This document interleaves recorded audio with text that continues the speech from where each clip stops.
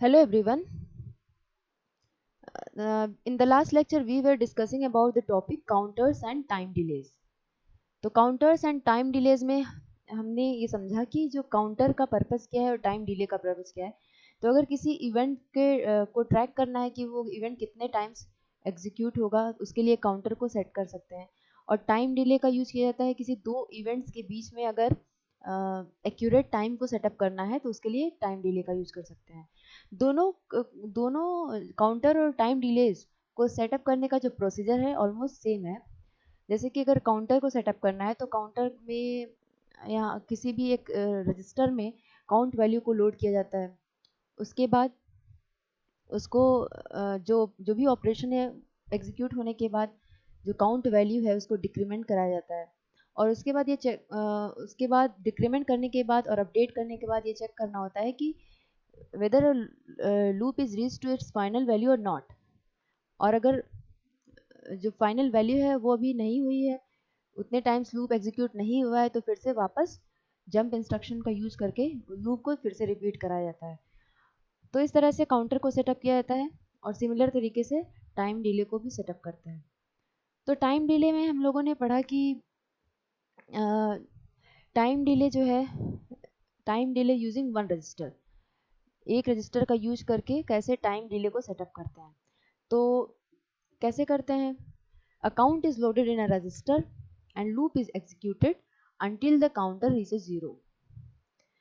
एक रजिस्टर में काउंट को लोड किया जाता है, उसके बाद लूप एग्जीक्यूट होता है और जो काउंट वैल्यू है वो अपडेट होती है. और ये जब तक कि काउंटर 0 ना हो जाए तब तक कि वो लूप एग्जीक्यूट होता है with the help of jump instruction. और ये जो टाइम कितना टाइम डिले है ये डिपेंड करता है कि जो प्रोसेसर है उसकी क्लॉक फ्रीक्वेंसी कितनी है, क्लॉक पीरियड कितना है. ठीक है. तो हमने लास्ट लेक्चर में टाइम डिले को सेटअप करना सीखा using one register. Okay. This is the time delay loop and flow chart and instructions.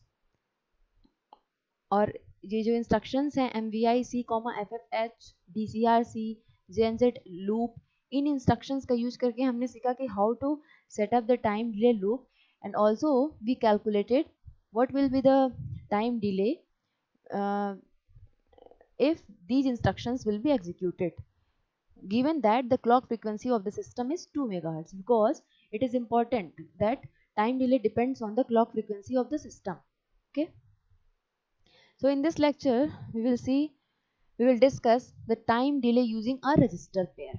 इस लेक्चर में हम लोग पढ़ेंगे कि रजिस्टर पेयर का यूज करके कैसे टाइम डिले को यूज किया जाता है. तो the time delay can be increased by setting a loop and using a register pair with a 16-bit number. जो प्रीवियस वाला जो मेथड हमने पढ़ा था, ये वाला time delay using one register, इसमें एक रजिस्टर का यूज कर रहे थे लूप को सेटअप करने के लिए. एक रजिस्टर में काउंट वैल्यू को लोड किया जा रहा था. तो अगर हम एक रजिस्टर की जगह पे अगर एक रजिस्टर पेयर का यूज करें तो the time delay can be increased. Okay. Because एक रजिस्टर पेयर में जो काउंट वैल्यू है that will be greater in comparison to the count value in one register. So the other method is time delay using a register pair, which is used to increase the time delay. So the time delay can be increased by setting a loop and using a register pair with a 16-bit number. हम जानते हैं कि एक register pair जो है 16-bit number उसमें load किया जा सकता है. तो एक रजिस्टर पेयर में 16-bit नंबर को लोड करके लूप को सेट कर सकते हैं. The 16-bit number is then decremented by instruction DCX. तो जो 16-bit नंबर है, काउंट वैल्यू को लोड करने के बाद क्या करते हैं, जो भी ऑपरेशन होता है वो परफॉर्म होता है. उसके बाद जो काउंट वैल्यू उसको डिक्रीमेंट भी करना होता है, जिससे कि फाइनली ये चेक किया जा सके कि वो जो वैल्यू है काउंट वैल्यू वो 0 हुई है कि नहीं हुई है. ठीक है. तो जो काउंट वैल्यू 16-बिट नंबर में लोड किया गया है उसको कैसे डिक्रीमेंट करेंगे, क्योंकि एक रजिस्टर पेयर के नंबर को डिक्रीमेंट करना है तो इसलिए कौन सा इंस्ट्रक्शन यूज करेंगे, DCX इंस्ट्रक्शन. ठीक है. तो जैसा कि हम जानते हैं कि जो DCX इंस्ट्रक्शन होता है, अच्छा जो काउंट वैल्यू है उसको डिक्रीमेंट करने के बाद क्या करते हैं, डिक्रीमेंट करने के बाद फिर नेक्स्ट स्टेप में ये चेक किया जाता है कि काउंट वैल्यू 0 हुई है कि नहीं हुई है, ठीक है। तो ये हम लोग एक कंडीशनल जंप इंस्ट्रक्शन की हेल्प से चेक कर सकते हैं। कौन सा कंडीशनल जंप इंस्ट्रक्शन, जिसमें 0 फ्लैग जिसमें इंक्लूड हो रहा हो। जंप इफ नॉट 0 हम लोग यूज कर सकते हैं इंस्ट्रक्शन। लेकिन जो DCX इंस्ट्रक्शन है वो 0 फ्लैग को सेट नहीं करता है, ठीक है। तो कैसे हम विदाउट टेस्टिंग द फ्लैग कैसे हम जंप इंस्ट्रक्शन का यूज कर सकते हैं, तो इसकी वजह से, इसी रीजन की वजह से एडिशनल टेक्निक्स को यूज करना पड़ेगा 0 फ्लैग को सेट करने के लिए, ठीक है। Additional techniques must be used to set the 0 flag. तो ये कैसे एडिशनल टेक्निक्स का यूज होगा 0 फ्लैग को सेट करने के लिए, we will see with the help of the example which is in the next slide. तो ये एक एग्जांपल है जिसमें जो इंस्ट्रक्शंस दिए हुए हैं, तो इंस्ट्रक्शंस रजिस्टर पेयर की हेल्प से टाइम डिले को सेट करने का ये एग्जांपल है। With the help of register pair, how to set the how to set a loop using how to set up a loop for the time delay with the help of register pair। देखते हैं कैसे होता है ये काम। LXI B, 2384H, कौन कौन से कॉलम्स हैं यहाँ पर, जैसे कि हम इंस्ट्रक्शंस को लिखते हैं, पहले लेवल, फिर ऑप कोड, फिर ऑपरेंड, देन कमेंट्स ये बताते हैं कि उस इंस्ट्रक्शन से क्या ऑपरेशन परफॉर्म होगा, देन उस इंस्ट्रक्शन में कितने नंबर ऑफ टी स्टेट्स की रिक्वायरमेंट है, ठीक है। तो first instruction is LXI B, 2384H। तो इस इंस्ट्रक्शन से हम लोग क्या कर रहे हैं, इस इंस्ट्रक्शन से हम लोग BC रजिस्टर पेयर में काउंट वैल्यू को लोड कर रहे हैं, ठीक है। सो द कमेंट में यहाँ पे लिखा भी हुआ है load BC with 16 bit count, और वो काउंट वैल्यू कितनी है 2384 या 2384 इन हेक्साडेसिमल नंबर सिस्टम, ठीक है। तो LXI B, 2384 ये जो इंस्ट्रक्शन है वो कितने बाइट का इंस्ट्रक्शन है, this is of 3 byte length, 3 byte का इंस्ट्रक्शन है, और इसमें कितने नंबर ऑफ टी स्टेट्स लगेंगे, तो इसमें टोटल नंबर ऑफ जो टी स्टेट्स लगेंगे 10 नंबर ऑफ टी स्टेट्स लगेंगे। कैसे, क्योंकि LXI B, 2384 3 बाइट का इंस्ट्रक्शन है, तो फर्स्ट जो मशीन साइकिल होगा that will be opcode fetch, उसमें 4 टी स्टेट्स होंगे। सेकेंड और 3 बाइट जो होगा वो 2384 को BC रजिस्टर में लोड करने के लिए जो नेक्स्ट 2 मशीन साइकिल्स होंगी वो मेमोरी रीड मशीन साइकिल्स होंगी, तो जिनमें कि मेमोरी रीड मशीन साइकिल में 3 टी स्टेट्स होता है। तो total number of T states कितने हो गए 4 + 3 + 3 10 number of T states, okay. उसके बाद तो ये जो LXI B, 2384H इंस्ट्रक्शन है, इससे क्या होगा, इससे रजिस्टर B में, यहाँ पर अगर हम रजिस्टर B कंसिडर करें और यहाँ C, तो रजिस्टर B में 23 लोड होगा और रजिस्टर C में 84 लोड हो जाएगा, ठीक है। Then the next instruction is, अच्छा जो फर्स्ट इंस्ट्रक्शन है वो काउंट वैल्यू को लोड करने के लिए, then the next instruction is DCX B। तो काउंट वैल्यू को लोड करने के बाद उस वैल्यू को डिक्रीमेंट भी करना होता है, जिससे कि हम आगे ये पता लगा सकें कि लूप कितने टाइम एग्जीक्यूट हो चुका है। तो DCX B से क्या होगा, it will decrement the contents of register pair BC।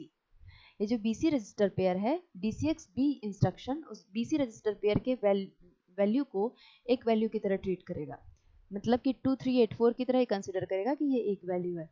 And if when the DCX B instruction will be executed, then the entire number that is 2384 will be decremented by 1। तो ये 1 से decrement हो जाएगा। तो suppose कि एक बार ये instruction execute हुआ, तो नेक्स्ट ये DCX B का जो इंस्ट्रक्शन एग्जीक्यूट होने के बाद क्या रिजल्ट होगा, रजिस्टर BC में, रजिस्टर पेयर BC में 2383 हो जाएगा, ये डिक्रीमेंट हो जाएगा, ठीक है। ओके, तो DCX B जो इंस्ट्रक्शन है उसमें कितने नंबर ऑफ टी स्टेट्स लगेंगे, 6 T states. Then the next instruction is move A comma C, ठीक है। अब ये मूव ए कॉमा सी और ये जो O R A B instruction है, इनका क्या काम है? तो जैसा कि हमने यहाँ पर पढ़ा कि the 16-bit number is decremented by using the instruction DCX and then additional techniques must be used to set the zero flag। तो क्योंकि DCX जो है वो जीरो फ्लैग को सेट तो करेगा नहीं, तो जीरो फ्लैग को सेट करने के लिए, जिससे कि जंप इंस्ट्रक्शन का यूज किया जा सके, इसके लिए एडिशनल टेक्निक्स की रिक्वायरमेंट है। ये जो नेक्स्ट के 2 इंस्ट्रक्शंस हैं, मूव ए कॉमा सी और ओ आर ए बी, ये जीरो फ्लैग को सेट करने के लिए है, ठीक है।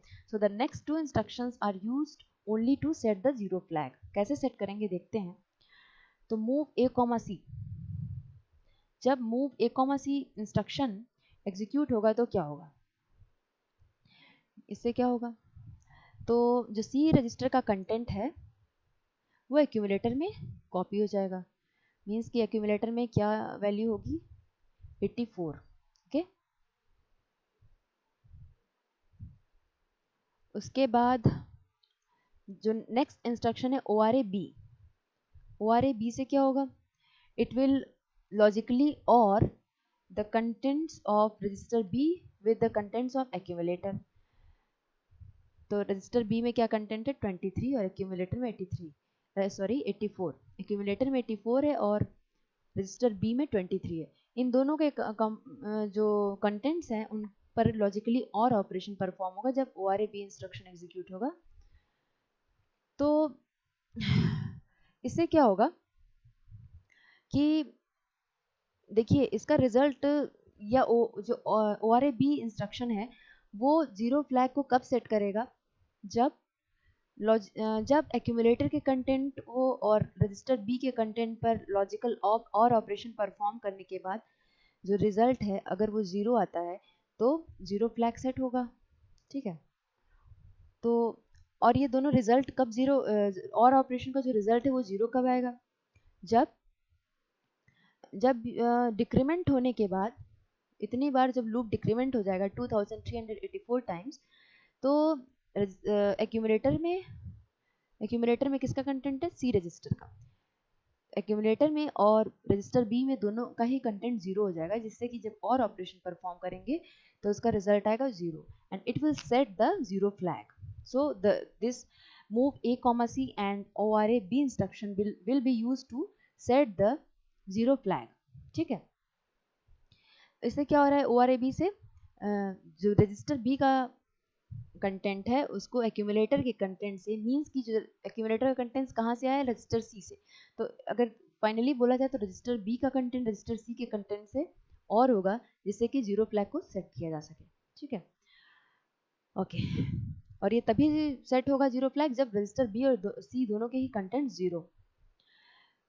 तो ये लूप कितने टाइम्स रिपीट होगा? लूप जो रिपीट होगा 2384 टाइम्स, ठीक है, जो कि किसके इक्वल है? जो कि काउंट वैल्यू यहाँ पर लोड किया गया है उसके इक्वल है। देन द नेक्स्ट इंस्ट्रक्शन जो ओ आर ए बी है उसमें भी नंबर ऑफ टी स्टेट्स 4 लगेंगे, और जो अगला इंस्ट्रक्शन है वो है J N Z loop. So J N Z loop, jump if not zero to the level loop. यहाँ पर जंप करना है अगर जीरो फ्लैग सेट नहीं होता है तब, ठीक है। So if the result is not zero, किसका रिजल्ट? ये जो O R A B operation perform होता है इसका रिजल्ट अगर जीरो नहीं है, मीन्स कि जीरो फ्लैग सेट नहीं है। So jump if not zero to the level loop, loop जो लेवल है वहाँ पर फिर से जंप होगा प्रोग्राम का सीक्वेंस, और ये इंस्ट्रक्शंस दोबारा से रिपीट होंगे। D C X B, move A comma C और ओ आर ए बी, ये इंस्ट्रक्शंस फिर से रिपीट होंगे अगर जीरो फ्लैग सेट नहीं है तो। और अगर कंडीशन ट्रू होती है उस केस में कितने number of T states required होंगे जे एन जेड इंस्ट्रक्शन के लिए? 10 number of T states will be required for the J N Z instruction, okay. इसके बाद देखते हैं कि टाइम डिले हम कैसे कैलकुलेट कर सकते हैं। तो टाइम डिले के लिए हमारी क्या क्या रिक्वायरमेंट है कैलकुलेट करने के लिए? टी स्टेट्स, जो कि ऑलरेडी हमने यहाँ पर मेंशन कर रखे हैं, कौन से इंस्ट्रक्शन में कितने नंबर ऑफ टी स्टेट्स लग रहे हैं, तो पहले हमें ये आइडेंटिफाई करना होगा, जो हमने कर लिया है। उसके बाद यहाँ पे हम जो टाइम डिले को कैलकुलेट करेंगे तो हम यहाँ पर देख सकते हैं कि एक तो इंस्ट्रक्शन ऐसा है LXI B, 2384, ये लूप में नहीं है, ये जो इंस्ट्रक्शन है आउटसाइड द लूप है, और इसके अलावा जो 3 इंस्ट्रक्शंस हैं, ये 3 नहीं, ये 4 इंस्ट्रक्शंस जो हैं, DCXP, move A, C, ORAB और ZZ लूप, ये चारों इंस्ट्रक्शंस मिलके एक लूप बना रहा है। तो ये कितने टाइम्स एग्जीक्यूट होगा? ये 2384 टाइम्स एग्जीक्यूट होगा। तो let us calculate the time delay. Okay,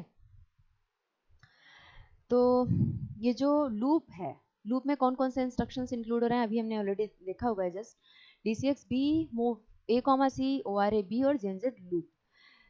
The loop includes 4 instructions: DCX, move, ORA and ZZ। और कितने नंबर ऑफ क्लॉक पीरियड्स लगेंगे इन चारों इंस्ट्रक्शंस को एग्जीक्यूट होने में, देखते हैं। तो DCX के लिए 6 टी स्टेट है, मूव A, C के लिए 4 और ORAB के लिए 4, और अगर कंडीशन ट्रू होती है ZZ के लिए 10। तो टोटल हो गए 24 टी स्टेट्स। तो 24 clock periods are required for the execution of these 4 instructions, and the loop is repeated 2384 times because the count value in the register pair BC is 2384. So the loop will be repeated 2384 times. तो 2384 जो है वो कौन से number system में है? वो hexadecimal number system है। तो सबसे पहले इसको डेसिमल में कन्वर्ट करेंगे। डेसिमल में कैसे कन्वर्ट कर सकते हैं? We know the method. 2 into जो वैल्यूज़ हैं, 2 इंटू 16 टू द पावर 3, ये 2 हो गया। So 3 into 16 to the power 2, then 8 into 16 to the power 1 and 4 into 16 to the power 0। तो ये जो डेसिमल में वैल्यू आएगी 2384 की इक्विवेलेंट, वो आएगी 9092। ओके, और सिस्टम का क्लॉक पीरियड जो है वो 0.5 माइक्रोसेकेंड है। तो जो लूप है उसका डिले कितना होगा? तो डिले कैसे कैलकुलेट करते हैं लूप का? तो जो क्लॉक पीरियड है सिस्टम का, उससे मल्टीप्लाई करते हैं 24 क्या है? Number of T states. तो number of t states into clock period of the system, and also how many time the loop is repeated. So 9092 times this in the decimal number system, this loop is repeated. So the clock period of the so the time delay for the loop will be approximately equal to 109 millisecond. Okay, and इसमें जो last cycle है उसको अभी adjust नहीं किया गया है, इसी वजह से इसमें अप्रोक्सीमेटली यहाँ पर लिखा गया है। ठीक है, और जो LXI इंस्ट्रक्शन है, LXI क्योंकि लास्ट साइकिल क्यों बोला जा रहा है? क्योंकि हमने प्रीवियस एग्जांपल में भी देखा था यहाँ पर कि जो लास्ट साइकिल है उसमें जो नंबर ऑफ टी स्टेट्स हैं, जब कंडीशन फॉल्स होता है तो उस केस में यहाँ पर 7 नंबर ऑफ टी स्टेट्स ही लग रहे हैं, लेकिन हमने यहाँ पर जो कैलकुलेट किया है वैल्यू, वहाँ पर उसको 10 कैलकुलेट किया है, तो अंतर बहुत थोड़ा सा आएगा।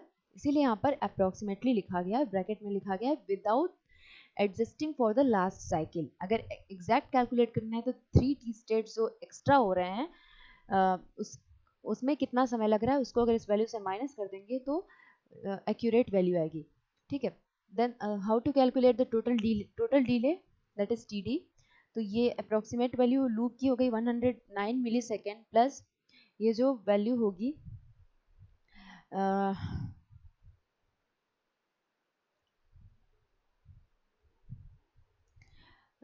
जो LXI इंस्ट्रक्शन जो आउटसाइड ऑफ द लूप है, इस इंस्ट्रक्शन को एग्जीक्यूट होने में कितना टाइम लगेगा? इस इंस्ट्रक्शन को एग्जीक्यूट होने में 10 नंबर ऑफ टी स्टेट्स हैं और क्लॉक पीरियड कितना है? 5 है।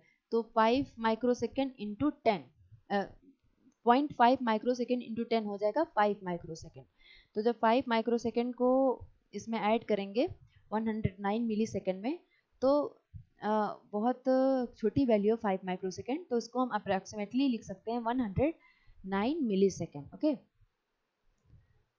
तो अभी तक हमने पढ़ा कि टाइम डिले को कैसे सेटअप करते हैं with the help of a resistor और रजिस्टर पेयर, दो टेक्निक्स पढ़ा हमने. Then the next technique is to set up the time delay. The next technique to set up the time delay is time delay using a loop within a loop technique. एक loop के अंदर दूसरा loop, इस technique का use करके भी time delay को setup कर सकते हैं. कैसे देखते हैं इस फ्लो चार्ट की हेल्प से. तो in this technique the time delay can be achieved by using to loops, one loop inside the other loop. जैसे कि ये जो फ्लो चार्ट यहाँ पर रिप्रेजेंट किया गया है, this flow chart is for the time delay with two loops. For example यहाँ पर loop 1 जो है, ठीक है, ये loop 1 है और इस loop 1 में रजिस्टर C का यूज किया गया है काउंट वैल्यू को लोड करने के लिए, जो कि इनर लूप है loop 1, और जो आउटर लूप है दैट इज loop 2, और यहाँ पर रजिस्टर B का यूज किया गया है काउंट वैल्यू को लोड करने के लिए आउटर लूप के लिए. ठीक है, तो ये जो फ्लो चार्ट है इसमें दो लूप्स हो गए. कौन कौन से? Inner loop that is loop 1 and register C is used for the inner loop, and the outer loop is loop 2 and register B is used for the outer loop. और अगर इस फ्लो चार्ट के लिए हम corresponding इसका mnemonics लिखते हैं, the mnemonics can be written as for this flow chart MVI B, 38H. जो लूप 2 है उसमें रजिस्टर B में काउंट वैल्यू को लोड किया गया. ठीक है, देन MVI C, FFH. जो रजिस्टर C है वो किसके लिए यूज किया जा रहा है? लूप 1 के लिए. तो C में हमने FF वैल्यू को लोड किया, एक एग्जांपल है.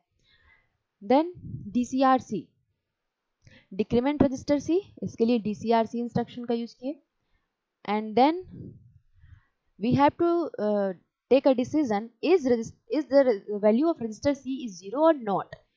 If the value of register C is not 0, then jump to the loop 1, and if it is not 0, then we can use the instruction jnz loop 1, और यहाँ पे हमने loop 1 का level लगा दिया. then और अगर वैल्यू जो है वो 0 हो जाती है रजिस्टर C की, then if the answer is yes, then decrement register B. तो रजिस्टर B को डिक्रीमेंट करने के लिए DCRB इंस्ट्रक्शन का यूज करेंगे. And again we have to check the condition, is register B is equal to 0. If the answer is no, then jump to the loop 2, जो कि यहाँ पर लोड रजिस्टर C पे हम ये जो इंस्ट्रक्शन है यहाँ से फिर से एग्जीक्यूट करेंगे. JNZ, if the answer is not 0, then jump to the loop 2. Okay, so अगर आंसर यस आता है तो इस लूप से बाहर आ जाएंगे. ठीक है, तो अब देखते हैं कि इन इंस्ट्रक्शंस में कितने टी स्टेट्स की रिक्वायरमेंट है और कैसे टाइम डिले को कैलकुलेट करेंगे. तो जो MVI B, 38 इंस्ट्रक्शन है, इसमें 7 टी स्टेट्स होंगी, ये हमने भी लास्ट एग्जांपल में देखा है. देन MVI C, FFH, इसमें भी 7 टी स्टेट्स होंगे. DCRC में 4 टी स्टेट्स की रिक्वायरमेंट है. JNZ लूप 1 में अगर कंडीशन ट्रू होता है तो उसके लिए 10 टी स्टेट्स, और अगर कंडीशन फॉल्स होता है तो उसके लिए 7 टी स्टेट्स. देन DCRB 4 टी स्टेट्स की रिक्वायरमेंट है.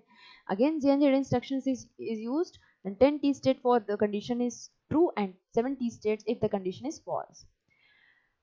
तो जो लूप 1 है जिसमें कि DCR और JNZ इंस्ट्रक्शन का यूज किया गया है, इसमें हमने यहाँ पर जो प्रीवियस एग्जांपल देखा था DCR और JNZ, कल के लेक्चर में, प्रीवियस लेक्चर में DCR और JNZ इंस्ट्रक्शन वाला, ये DCR और JNZ इंस्ट्रक्शन सेम है. इसमें हमने कितना टाइम कैलकुलेट किया था? तो हमने जो टाइम कैलकुलेट किया था वो आया था 1783.5 माइक्रोसेकेंड. तो हम यहाँ पे डायरेक्ट जो हमने प्रीवियस कैलकुलेट किया था उसको यहाँ यूज कर सकते हैं. तो जो लूप 1 है उसमें कितना टाइम डिले रिक्वायर्ड होगा? 1783.5 microsecond. And the delay in loop 2 can be calculated as, जो लूप 2 है वो कितने टाइम्स एग्जीक्यूट हो रहा है. तो लूप 2 कितने टाइम्स एग्जीक्यूट हो रहा है? तो लूप 2 के लिए कौन सा रजिस्टर यूज किया गया है यहाँ पर? B register. और B रजिस्टर में कितनी काउंट वैल्यू लोड की गई है? 38, जिसका जो डेसिमल इक्विवेलेंट कैलकुलेट करेंगे तो 56 आएगा. और इस 56 टाइम्स वो एग्जीक्यूट होगा तो हम 56 से मल्टीप्लाई करके लूप 2 का टाइम डिले की जो रिक्वायरमेंट है उसको कैलकुलेट कर सकते हैं. तो 56 इंटू अब लूप वन भी एग्जीक्यूट होगा, तो लूप वन का time period plus 21 T states. देखते हैं यहाँ पर जो हमारा लूप टू है उसमें कितने नंबर ऑफ टी स्टेट्स की रिक्वायरमेंट है, 7 + 4 11 एंड 10, कितना हो गया 21। तो 21 टी स्टेट 21 से मल्टीप्लाई कर दिया इनटू जो एक टी स्टेट्स के लिए टाइमिंग की रिक्वायरमेंट है वो 0.5 माइक्रोसेकंड है। तो इस तरह से हम कैलकुलेट कर सकते हैं लूप टू का टाइम डिले का requirement, that is 100.46 millisecond. ठीक है, तो in this way the time delay for loop 2 can be calculated। और जो टोटल डिले होगा उस टोटल टाइम डिले में हम एक और चीज को ऐड करना होगा, हमें ये जो MVI B,38 इंस्ट्रक्शन है इसको भी ऐड करना होगा अगर एग्जैक्ट टाइम को कैलकुलेट करना है। लेकिन इसमें जो टाइम की रिक्वायरमेंट होगी वो बहुत कम होगी माइक्रो सेकेंड में, तो उसको जो कि इनसिग्निफिकेंट है, तो जो ओवरऑल जो टाइम डिले होगा वो approximately equal to 100.46 millisecond होगा। ठीक है, so the total delay should include the execution time of the first instruction, that is MVI B,7T। और अभी तक हमने कौन कौन से मेथड्स को पढ़ा टाइम डिले को सेटअप करने के लिए। तो the time delay can be set up with the help of a resistor और रजिस्टर पेयर और the loop inside the loop technique. तो और भी अगर टाइम डिले को इंक्रीज करना है तो हम लोग रजिस्टर, जो अभी हमने loop inside the loop technique पढ़ा है उसमें हम रजिस्टर पेयर का अगर यूज कर लें तो काउंट वैल्यू को और बड़ी काउंट वैल्यू को लोड किया जा सकता है जिससे कि ज़्यादा टाइम डिले अचीव होगा। या एक और तरीका है, the time delay within a loop can be increased by using instructions that will not affect the program except to increase the delay. ये जो हमने time delay within the loop technique पढ़ा है इसमें ऐसे instructions का use कर लें जो कि प्रोग्राम पर कोई इफेक्ट नहीं डालेंगे, सिर्फ जो डिले है, जो डिले टाइम है वो इंक्रीज होगा। फॉर एग्जांपल एक इंस्ट्रक्शन होता है NOP, जो हमने इंस्ट्रक्शन सेट में पढ़ा था, NOP मींस नो ऑपरेशन। तो जब ये इंस्ट्रक्शन एग्जीक्यूट होता है तो कोई ऑपरेशन परफॉर्म नहीं होता है, बट इसकी जो टी स्टेट है रिक्वायर्ड वो 4 टी स्टेट्स होती है। So the 4 T states can be added additionally. तो इस तरह से भी डिले को ऐसे इंस्ट्रक्शंस का यूज करके डिले टाइम को इंक्रीज किया जा सकता है। ठीक है, तो इस तरह से अलग अलग टेक्निक्स का यूज करके जो टाइम डिले है उसको इंक्रीज किया जा सकता है। ओके, तो next topic will be discussed in the next lecture. Thank you.